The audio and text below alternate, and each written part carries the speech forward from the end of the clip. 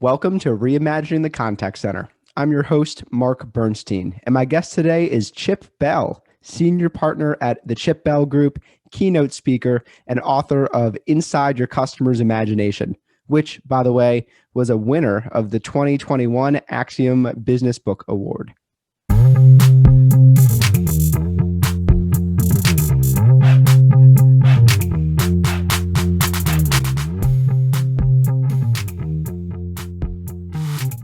Chip Bell, welcome. How are you, my friend? I am awesome, but I'm getting better. Oh, amazing. What has you awesome today? Well, I tell you what, this is exciting to me to get to talk to you and to get to talk to all your listeners. Doesn't get any better than that, my friend. Yeah, Chip, I was telling you right when we were offline about how we have seen your speaker picture panel all over the internet about top speakers and CX and customer service. And, I think after the third time we saw it, we said, mercy, let's reach out to this guy and have him on. Well, I appreciate that. I'm a legend in my own mind. Yeah, well, that's good place to be a legend. Better than being a criminal in your own mind. That's true. So Chip, you have written 24 books. Yeah, Mark, that's more than I've read, though. I'll be honest with you. I would say it's probably exactly equivalent to the number that you've read. And your newest one is Inside Your Customer's Imagination. I thought that word choice was really interesting because usually when you think about, the people talking about customer, you say the customer's mind or the customer's expectations, but you use the word imagination for your title, which is like positive. It has this creative slant to it. So what was your thinking behind the title? Well, I think two things. First of all, we in organizations all focus on hopes of their customers' needs and expectations. But I think the innovation comes when we think about their hopes and aspirations. And that takes you into the imagination world.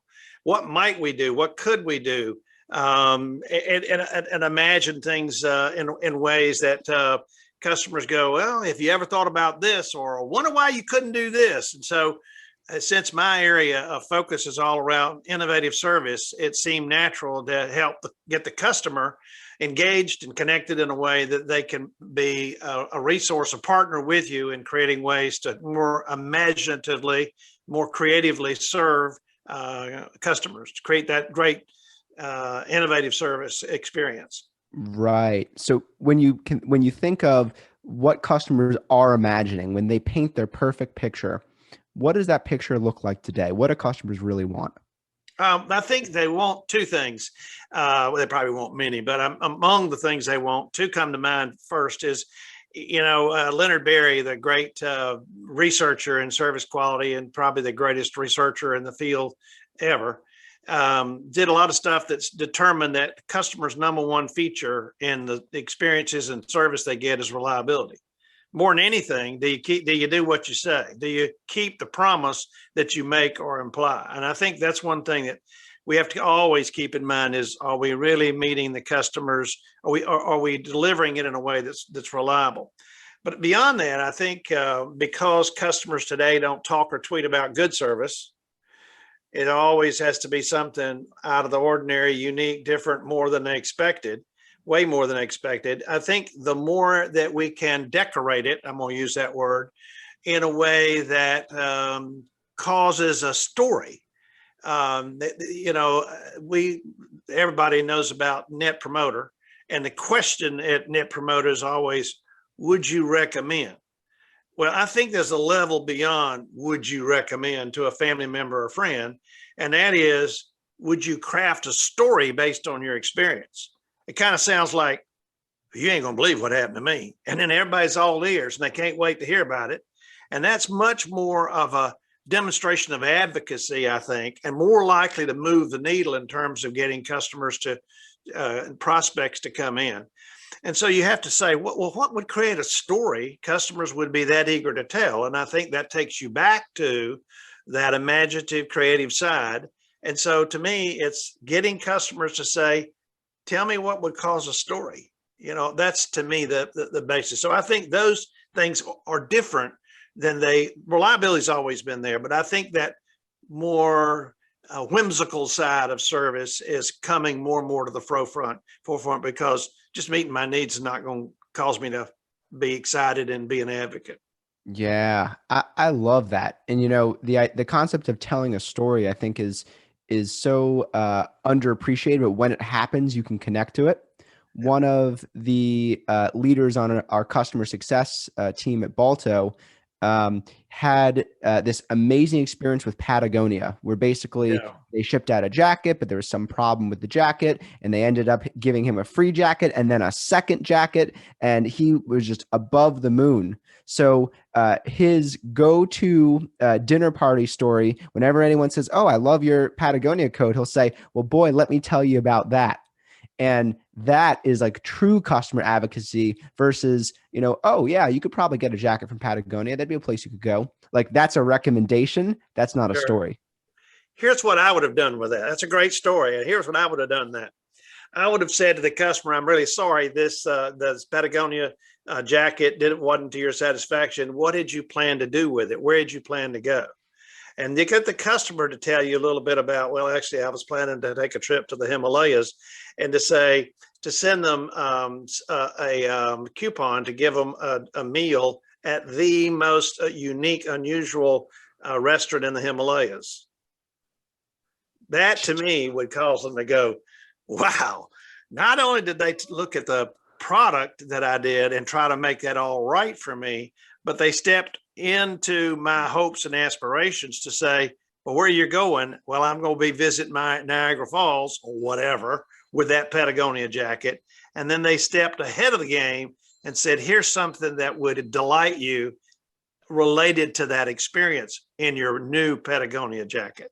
So to me, it's looking for, well, what can we do that would really blow their mind?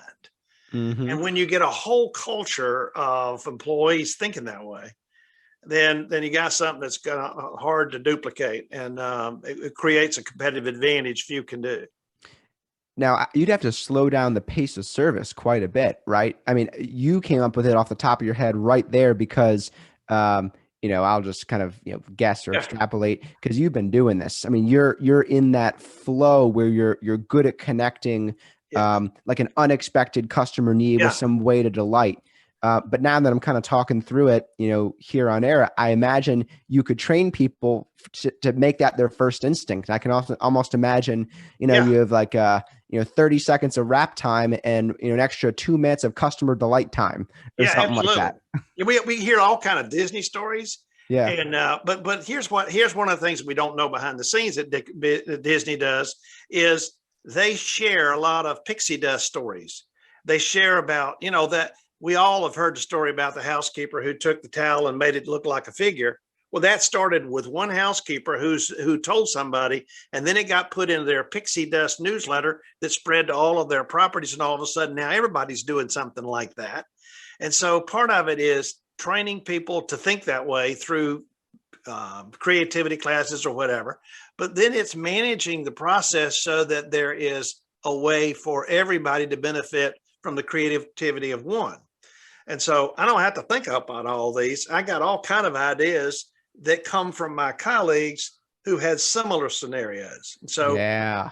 to me, it's the true great contact center is the one that is connected to every other contact center employee and connects around cool ideas, neat things I tried, et cetera. That's the Chip, I love that. And yeah, one of the things I think is so cool about it is how visual it is. Just like the example sure, you gave of the restaurant in the Himalayas.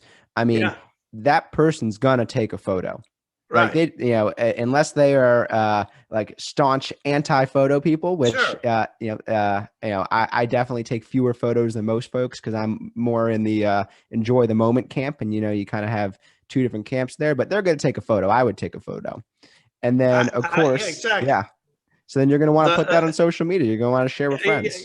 Yeah, exactly. I mean, I think it's creating that kind of special culture, special connection. I am a big fan of Chewy. I've got a cat and order products on Chewy. But I'll tell you why I turned to Chewy is I have a friend of mine who called Chewy's call center, and the woman on the call knew the dog's name was Lou, and asked, "Now is Lou there?" "Well, yeah, Lou's here." "Well, can I speak to Lou?" and had the guy put Lou on the phone and talk to Lou, and how long did that take? 10 seconds. Yeah. My cat got a birthday card because I'd put in there, from Chewy. I mean, but it's the little things like that you just paid. How about that? We could get the customer to put their dog on the line if we're a pet supply place. It's not complicated, but it's creating the desire to do it, but that's also creating the mechanisms by which it can be done over and over and over and over across lots and lots of people. Now, it seems, Chip, that one of the important pieces of that is that it's a surprise, is that it's unexpected. Yes. Is there a risk of customers being accustomed to getting wonderful things from your company and then starting to devalue that? Or is that like, hey, when you get to that point, you're already at the promised land? So that's a good problem to have. Only if you think you're going to run out of ideas. Yeah. So here's why I say that is every organization on the planet knows value added. I mean, value added. Value added literally means taking what your customer expects and add more. Well, that's linear. And pretty soon you can run out of room. I do this for you now. Now what you're going to do for me? I talk about value unique. Value unique is taking the customer. I never dreamed they would get to talk to my dog. That's something I didn't expect. And so there's a limit to generosity, the value added, but there's no limit to ingenuity. I mean, we can still come up with creative ideas. Next time I can do this. And so I think it is a better opportunity that the last thing you want to do is to create an expectations to keep climbing. It's what value added does, value more and more and more. You upgraded me to the first class. Now I want to be upgraded again. Always upgrade me. I want the fancy floor in the hotel every time, So you can't focus on always linear. You got to think, what can we do that's different, that's unique, that's unusual, that's unexpected, that the customer would never dream? And again, that takes an innovative culture that's managed. Chip, you mentioned a little earlier that customers are quick to share bad stories, but don't, they struggle to share positive stories. How do you get customers, how do you mobilize your customers that when they're having these awesome experiences, they then go tell someone so it doesn't just happen in a vacuum? One, you can encourage them to do that. And here again, the stories that I'm talking about, people were really wanting to tell. That's why I say it's kind of the you ain't gonna believe what happened to me kind of story. You want to tell those stories. And so, if you just do something more than expected, that may or may not create a story. That may or may not encourage customers to say good things. But if it's really unique and different, they want to talk about that, especially if you encourage to do that. And so I think there are a lot of ways to encourage that. I've worked with companies that said, let's give recognition to the customer who gave us the best story. We publish in our thing, it's like Stu Leonard's dairy in New England, who has people take their shopping bag with them on their vacation and take a picture of it and send it back, and they put it on their wall. It's that kind of philosophy. And if you go in their store at Norwalk, they got over 40,000 photos of here I am on the wall of China with my Stu Leonard shopping bag. So it's thinking like that. It's thinking like, what can I do to reinforce this, to reward it, to encourage the customer to want to share it, and make it easy for them to do that. You're right. We tend to want to tell the dark stories more than the light stories. Unless the stories are really bright light, then we'll talk about it. Yeah. Chip, what are some of your favorites, the stories that you've heard, or that your customers, your clients have, produced that stick out to you? Well, I'll tell you a personal story. My wife bought a new car and traded in her old car and got a new car. And a week after she had her new car, she turned on the radio for the very first time and discovered the service tech had programmed in her radio stations from her trade-in. Now, what do you think she talks about, the car or the radio? The radio. And Lord, I think what she paid for that car. But what I'm saying is that that's not, how hard was that? How hard is that? And so this is a particular dealership. We both take our car to this. We both have the same brand. We both take our car to that dealership. And what's always neat is, you're used to, in the summertime, they put a bottled water in, cold bottled water in the pot. But these folks, when I take my car in, there's always a flower laying on the passenger side for me to take home to my wife, because they know she takes her car there too. They always make sure that when I go to the waiting area, because I always wait for the car to be serviced, that there's 2 K-cup hazelnut flavored coffee K-cups in the refreshment area, because they know I like hazelnut, because they ask, now, what's your favorite coffee? We'll make sure all the times you come, we'll have your favorite coffee K-cup at the Keurig machine in the refreshment area. I mean, I can keep going, but that's the kind of thinking. I mean, it's just, that's why I say it's deliberate, it's planned. I mean, and once you've got that kind of foundation, then the serendipity happens and people just make it up. Hey, let's try this, you know, and that's what you want. That's what creates customers telling stories. Yeah, it seems like good note taking is at the heart of that. Like if you're not if you're not asking your customers like good questions about their preferences, Yeah. and then like recording it for future reference, if you got a ton of customers, you might not remember. Now, did Chip like hazelnut, or did he You got to like make it. French You make it. roast? You're absolutely right. It's all about record keeping and making sure it's personalized, and or finding a way. I'll give you a fun story, and not everybody can do this, but I got a friend of mine buys his tires at Kaufman Tires, and he went in. He hadn't bought tires in about a year and a half, 2 years, and he went in to buy a new tire, and he walked in the front door, and the guy behind the counter said, "Welcome back, Mr. Smith." And he said, "You know, I'm not that good looking." And so he asked the guy, "How did you know who I was? I hadn't been here in a year and a half. How did you remember who I was?" And the guy said, "To be honest with you, when you pulled in, we did not recognize you.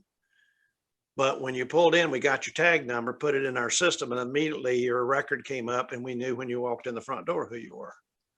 So they very quickly had a system, put in the tag number, license plate number, and there it pulled up his record.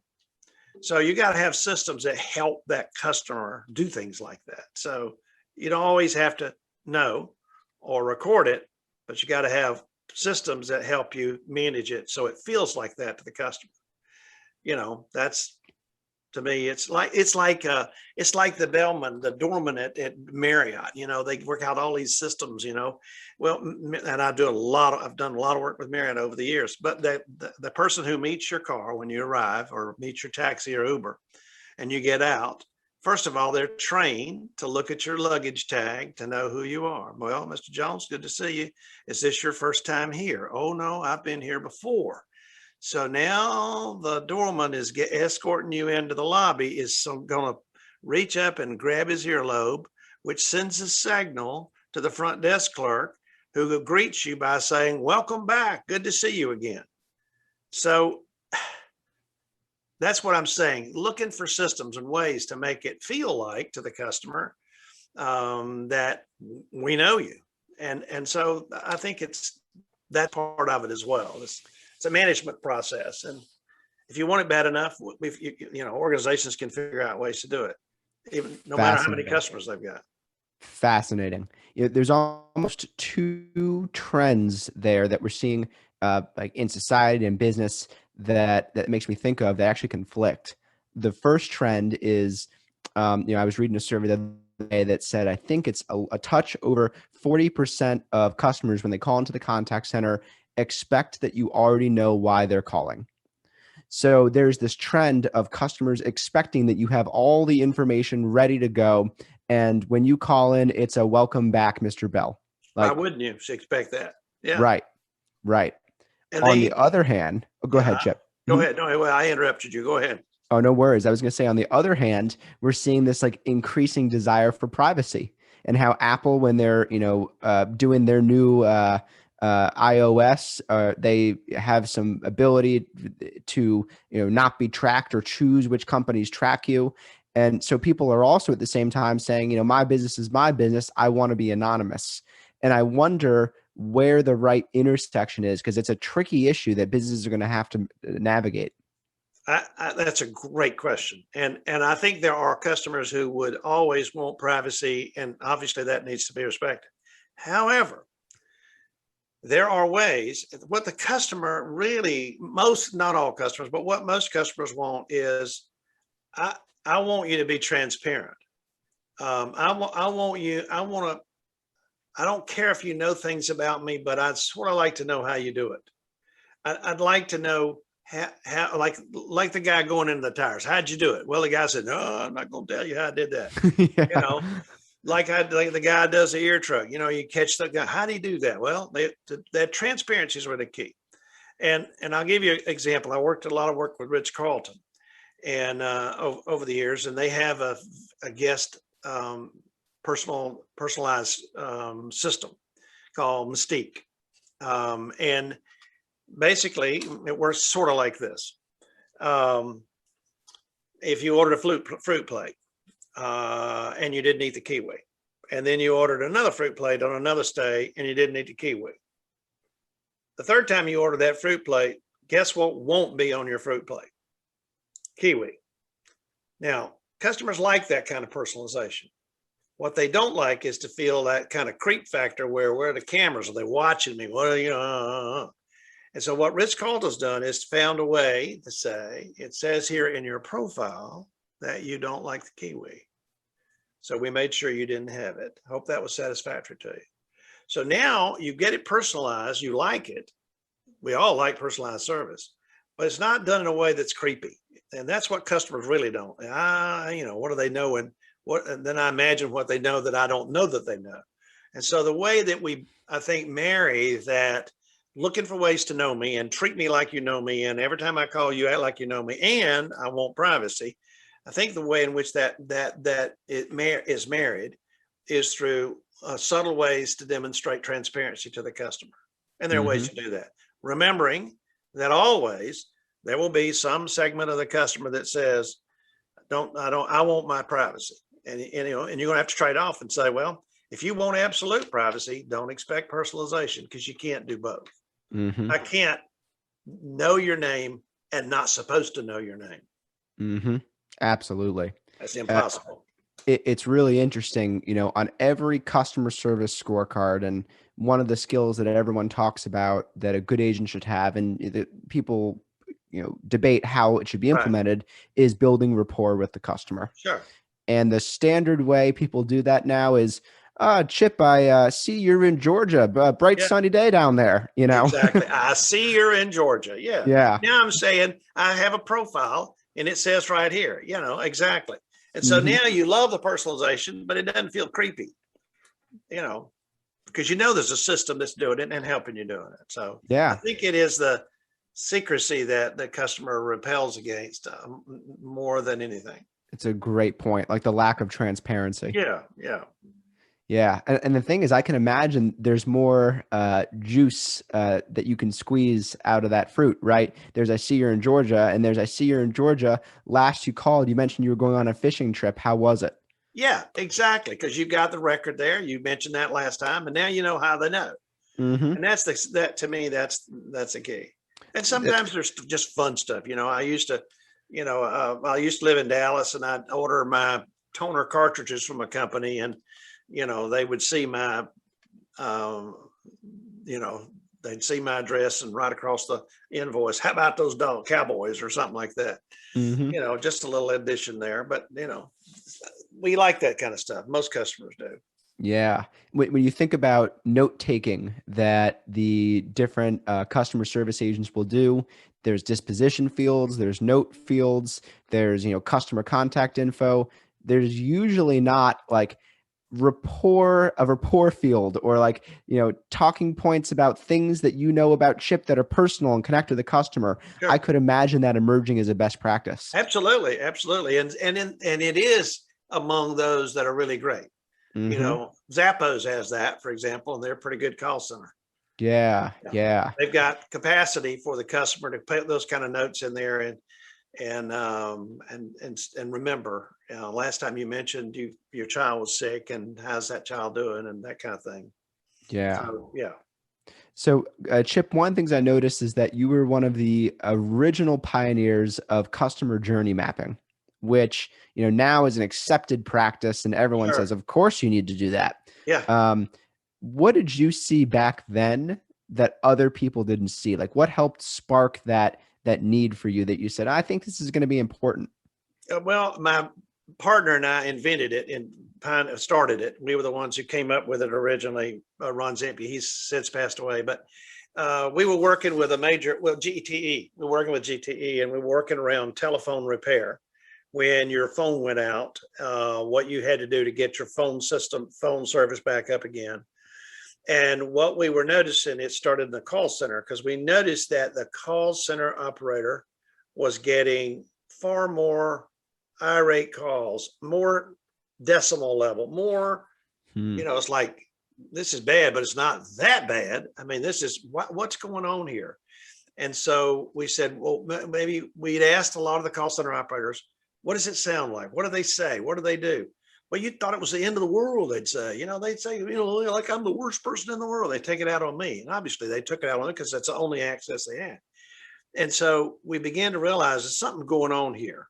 And so we said, what if we looked at it through the customer's lens? And what's going on before this? And what's the customer's experience been like before that would cause them to be so venomous, so extreme, so angry when they reach the call center about and so the first thing we did before we talked to the customers, we asked the people who were in telephone repair, well, typically, what does the customer go through before they call the call center? And they told us what they thought they knew.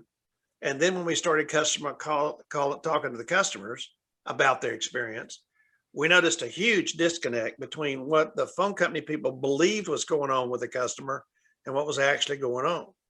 And so we said, well, what if we just took a time and followed the customer's trail of experience from the time they discovered their phone is out till the time it's resolved? What if we just followed it from the customer's angle, from the customer's point of view? And so, and then as we did, and then what happened? And then what happened? And then what happened? Now what happened after that? Well, how'd you feel about it? Then what happened? Well, what do you think should have happened? So you go through that whole trail. And then when we took it in and presented it to the executive group, we presented it like a map, like a diagram of they do this, then this happens, and this happens, and this happens. This is what they expect. And the common reaction to the executives is, well, no wonder they're so pissed when they call a call center. I'd be too. Mm-hmm. And so what they were discovering is that a lot of the things they made a lot of assumptions about what customers knew. They made a lot of assumptions about what customers went through. They had no clue how much, quote, wait time was involved, how many steps were involved that really took, how difficult it was. And so it was highly bureaucratic. And so that led to say, I bet you there's lots and lots of other examples of other companies. And so at that time, we were calling it a cycle of service, and how you diagram a cycle of service with moments of truth. And then we had what we call moment of truth impact analysis, where you could take each encounter and say, what did the customer think would detract from this, enhance this, and what did they expect? And so you started to create a whole science around how you better understand through the customer's lens. But always, you had to go back every time. This is what we were learning a lot of companies were missing early in the days of journey mapping. You could be the smartest person on the planet, but you aren't the customer. So unless you go back and say, is this what's really happening? No, we don't do that. And you didn't even mention that.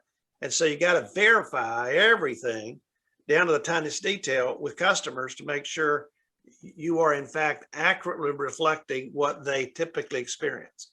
So that's how it all began. And we wrote books about it and articles and all that kind of stuff.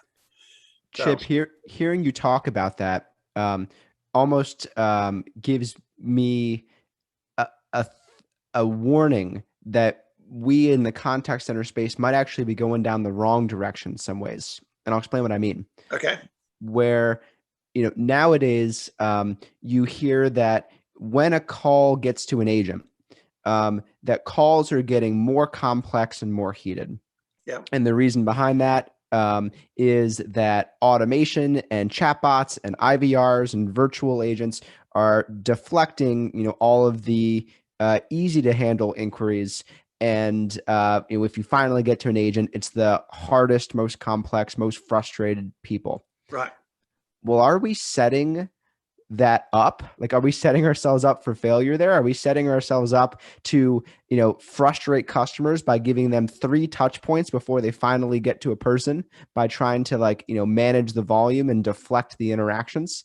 It Of seems course you like, are. Of course you yeah, are. but that's a trend that we're Sure, I advancing. And it know. seems like, Absolutely.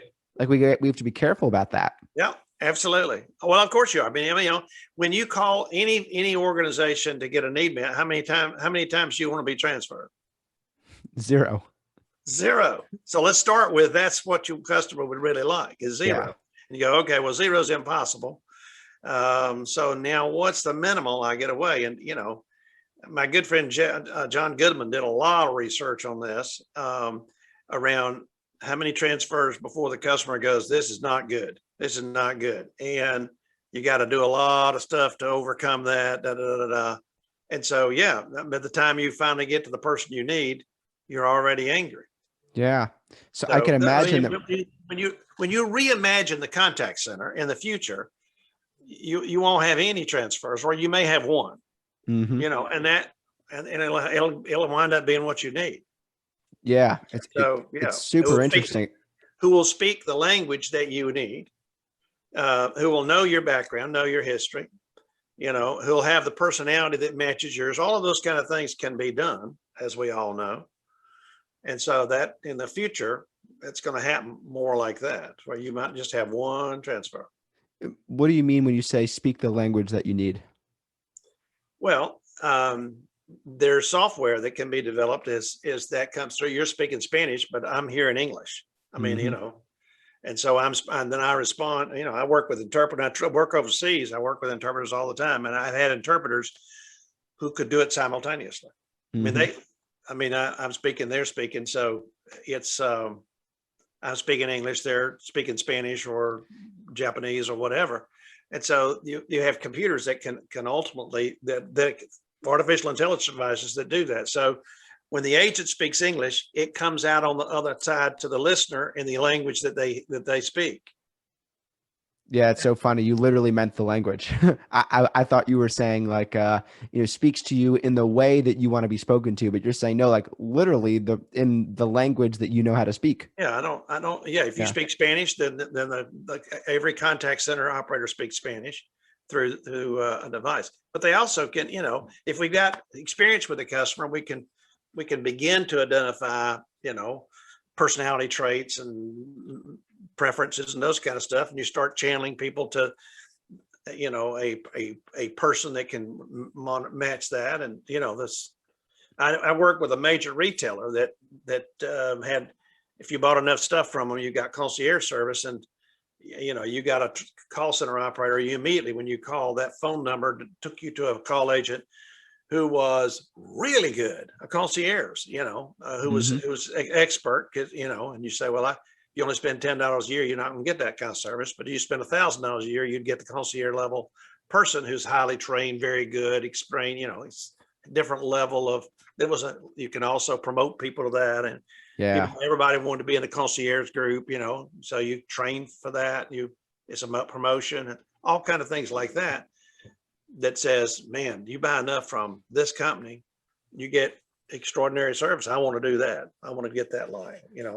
Airlines did that. I Uh, think that population is going to explode. Just the yeah, concept around a concierge, when you think of movies and uh, you think of, it's a movie depicting the future, and you have a virtual concierge that you hit a button, pops up and goes, "Hello, Mr. Bell, what can I do for you?" yeah, absolutely. Right? And maybe they're a hologram, but like It's that okay. is, It's okay. yeah. Customers, yeah, I'm okay with a hologram. Yeah, but if it does what I need it to do, it doesn't have to be a live person. American Airlines. I used to live in Dallas, and American Airlines had their executive platinum service, and I traveled.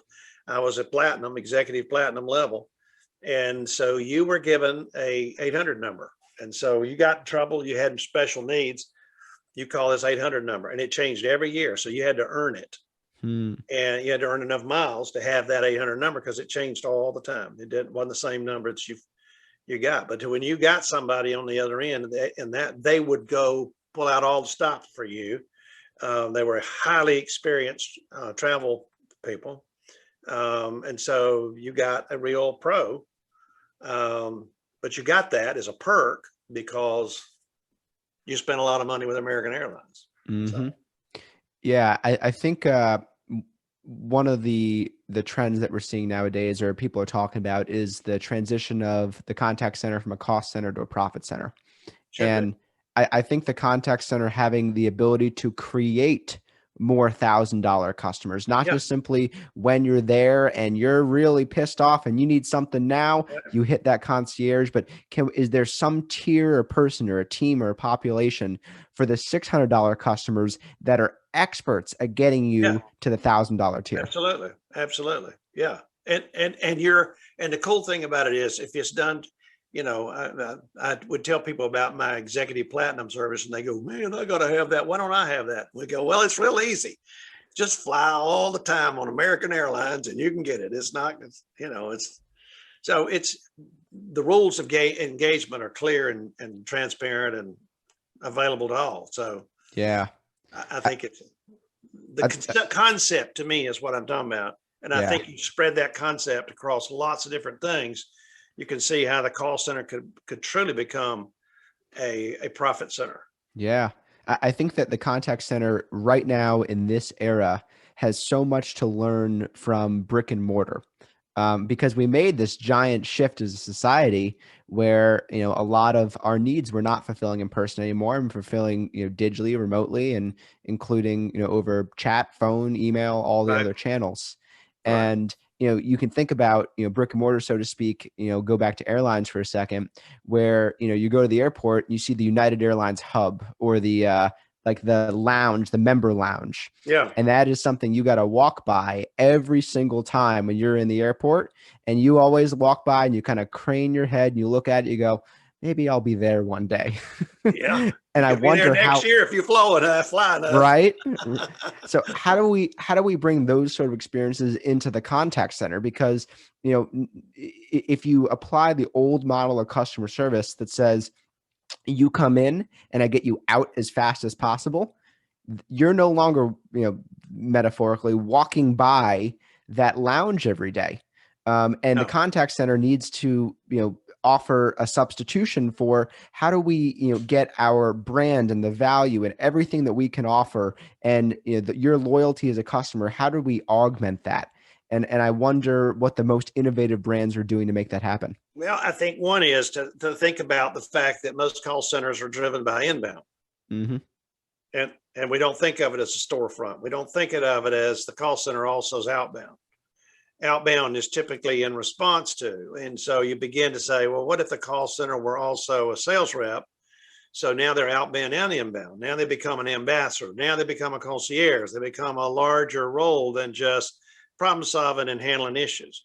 And so you begin to rethink that in terms of what are the givens that we tend to assume, big word assume, about the call center. Historically we said, well, they all need to be populated together. They all need to be in the same big room. Well, we know that's not true anymore. My travel agent works out of her house 24/7. So I can call her at 4 a.m. and get her. And so, that was part of my requirement. I want a travel agent I can reach all the time. I'm traveling. And sometimes I have a problem because the flight's delayed and I'm landing at 2 a.m. and I need somebody to help me get the next thing. And I can't wait till 8 a.m. when the call center opens. So that whole concept of, what are the other kind of rules that we have, assumptions that we've made about call centers or what they're supposed to be. And we blew those up and said, we don't have to have it like that. Yeah. And so I think you're saying, well, it's always been a call center. What if what does it look like as a profit center? It always been as an inbound driven entity. What if it were not? What if it was inbound and outbound? What if we change that? What does that look like? Where does the mechanics and then technology and AI and chatbots and all that stuff fit in and not fit in? Sometimes I feel like we've infused it in everything when it might be only done selectively. Mm-hmm. Say, maybe we don't do that for everything. And so I think it's challenging all of the assumptions around the contact center and what it is. And I think from that, we'll find all kind of creative ways to do the contact center different than it was, and probably more in line with what customers really want. Yeah. Is there anything that you're seeing now that you're thinking this should be a widely accepted practice or Yeah. philosophy, but Yeah. it hasn't caught on yet? Come on, folks, catch up. Well, one that's the oldest in the world is you go in most call centers and ask, what's the number one metric? Handle time or CSAT or first Yeah. call resolution. Yeah. But let's start with the first one you said. Yeah. Name another job in any company that measures handle time. Manufacturing. Yeah, exactly. And what Yeah. do we do in manufacturing? We were working with stuff, objects, inanimate objects. Uh-huh. So when you take that and say, well, we've treated the call center and handle time, and we're treating it like it's a manufacturing plant where we want throughput as fast as we can. Mm-hmm. Is that really improving the quality? I mean, we know what it does to first call resolution. Fast handle time, get off that phone. So they'll call back again and again to get their, we know that doesn't work. And so, but that's still the mentality of most call centers, driven by while they've tried to move away and say, no, it's really about CSAT, and that's why I say, name another job in any company that's where you're measured by every little second you spend interacting with a live person. Get off the phone quick. No other job in the company like that, other than, like you say, when I'm dealing with objects. And so, yeah, to me, that's that drive, that mentality, while it's not near as dominant as once was. I bet you if you go in I bet you go in the call center, you'll see it on the wall. I bet if I go in the call center, there'll be lights flashing. I bet if I go in the call center, I'll see something that's constantly reminded me, speed up, speed up, speed up. I'm gonna take it to an odd place. Barbaro was one of the greatest Kentucky Derby horses that has ever he got hurt. He won the Kentucky Derby, and then he got hurt in the Preakness, and he was destined to win the Triple Crown. I mean, everybody said no, that horse will go all the way. But his jockey never whipped him. And when they interviewed his jockey about why do you never use the whip, the jockey said, he's a great horse running as fast as he can. Why would I whip him? Well, to me, there's a powerful metaphor there. Is I've got great people. We're handling a call as efficiently as I can. Why would I flash a number in front of their face that says you're not going fast enough? And so to me, it starts there. It starts with the mentality we have. I want a great customer experience first. Do we want to measure handle time? Yeah. I mean, it drives staffing. It drives a lot of things. There are a lot of metrics that you want a part of a call center that'll help with staffing and load and all of those kind of things. But I'm not sure I want my ambassador worried about that the meter when they're interacting with a customer any more than I want an incredibly champion horse to be whipped because he's not running fast enough at the finish line. I mean, I don't mean to imply that call center representatives are horses. I don't mean to imply that, but I think treatment is the same. Totally get it. Totally get it.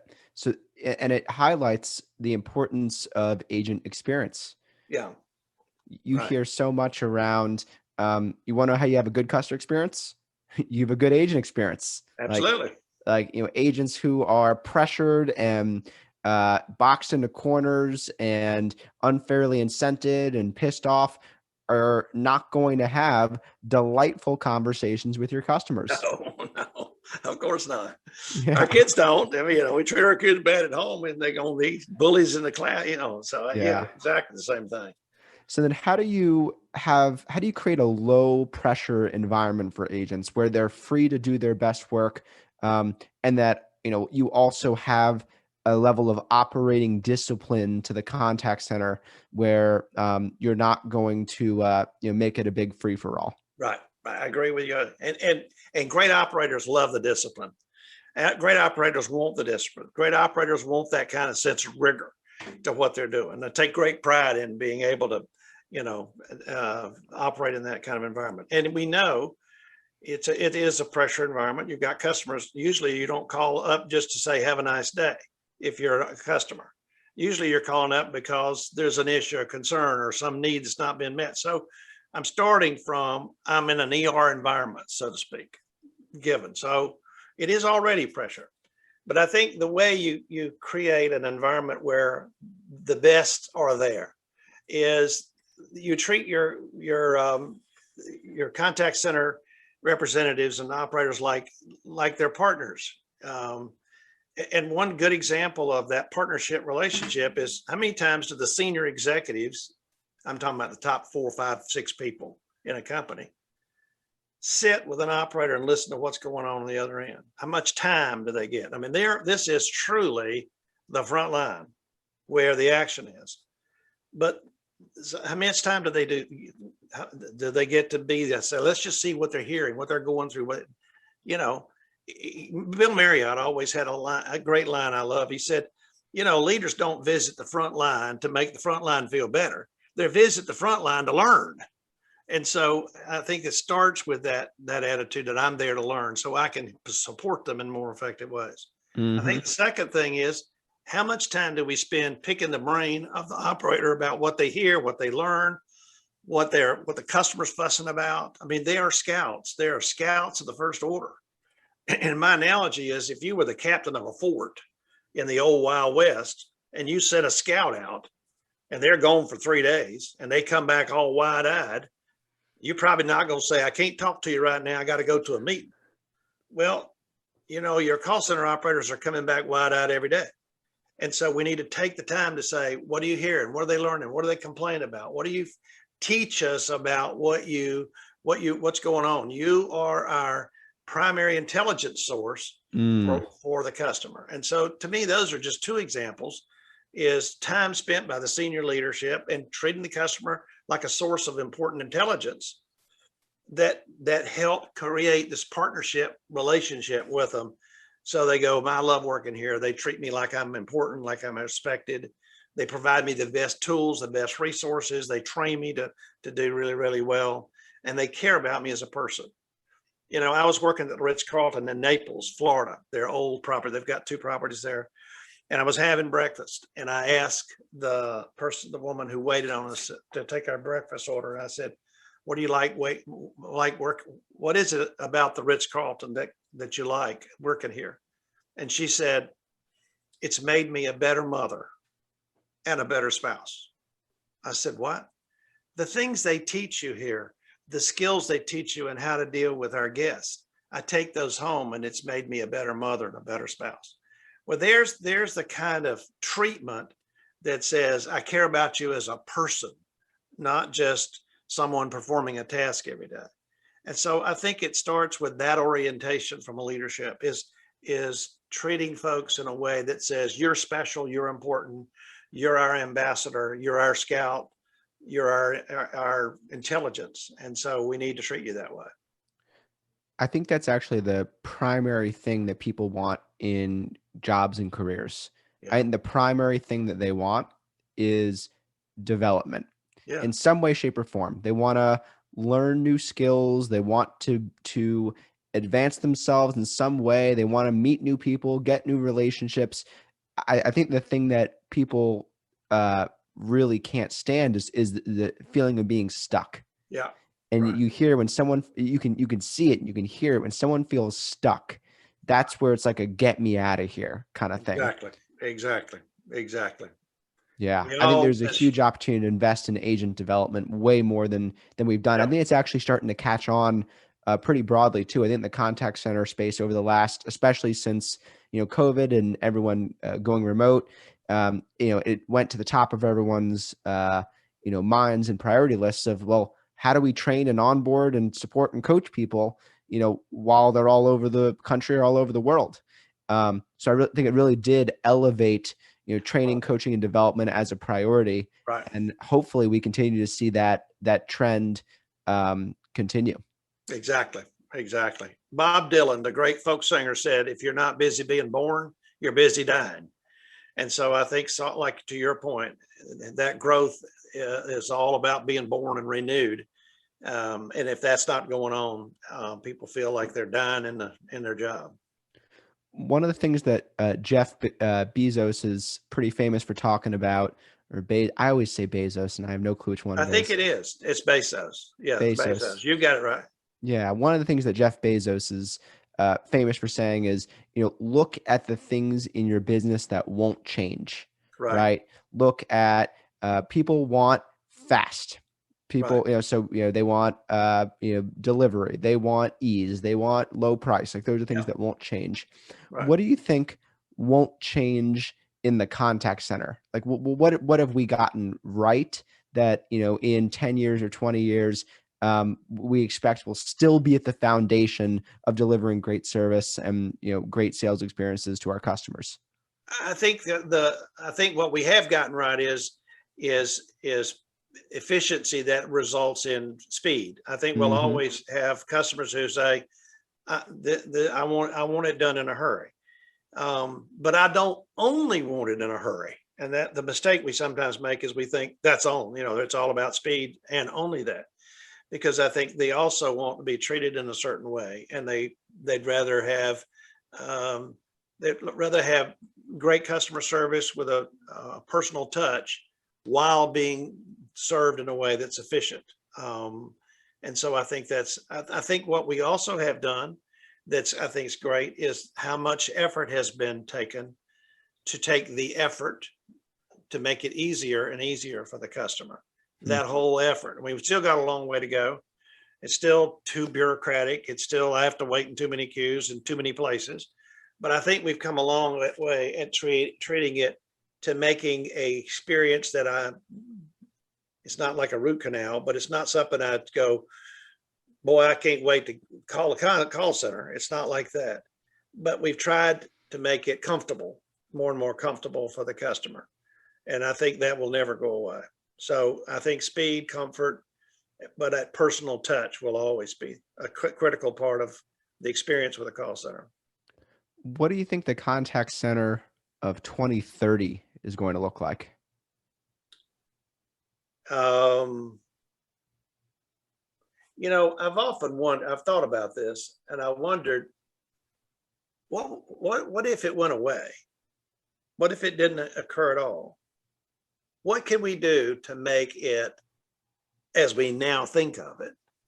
What if there was no contact center? What if we found a way to embed what it did in the experience or in the product? And so it didn't have to have that avenue as a way for me to get a resolution or to get my needs met. What if there were other ways? And I think we'll go toward, part of it may be through artificial intelligence, but part of it is through smarter experiences and smarter products that will help solve themselves, correct themselves, help the customer solve it. So I think we may not have a contact center as we now think of it in 2030. Wow. Chip, so good talking today. This was really fun. So, me too. I had a blast. Yeah, it's great. Seriously, would love to have you back sometime. Thank you again so much. And do you got anything that you want to promote? Where can people find you? Maybe your most recent book? Well, you mentioned this new book right here. Yeah. I always happen to have one back. So Inside Your Customer's Imagination, 5 Secrets for Creating Breakthrough Products, Services, and Solutions. You can find it anywhere you buy books. So anyway, I'm proud of how it turned out and hope people will enjoy it. Chip, I'm going to get myself a copy right after we hang up. Thank you again, my friend. And we'll be in touch shortly. Thanks, Mark. Enjoyed being with you. Thank you, sir. You too. Take care.